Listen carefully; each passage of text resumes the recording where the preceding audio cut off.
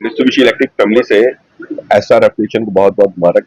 ये हमारा Mitsubishi electric का तीसरा कूलिंग प्लेनेट है इन उड़ीसा एंड भुवनेश्वर में सेकंड है।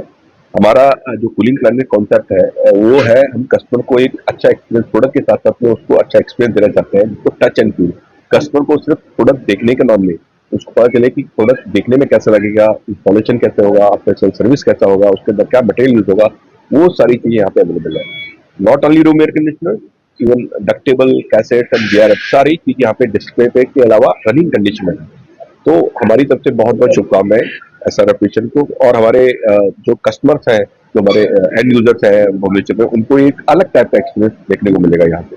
तो प्रोडक्ट की रेंज अवेलेबल है right from room air conditioner to cassette ductable and VRF, सारी चीज अवेलेबल है, वो आके ले सकते हैं और एक्सपीरियंस कर सकते हैं। अब्दुल रफीक सर ऑलरेडी कटक रे गोटे शोरूम थिला और हमर मेसिन प्रोडक्ट क्वालिटी बहुत भल हवा सकाशे आम कटक रे भल सेल थिला प्लस भुवनेश्वर भी बहुत क्लाइंट गुड़ा थिले जो मैंने कि कटक आसुले से इमीडिएट सर्विस पाइका हमें सेकंड भुवनेश्वर रे शोरूम टा ओपनिंग कराई सर।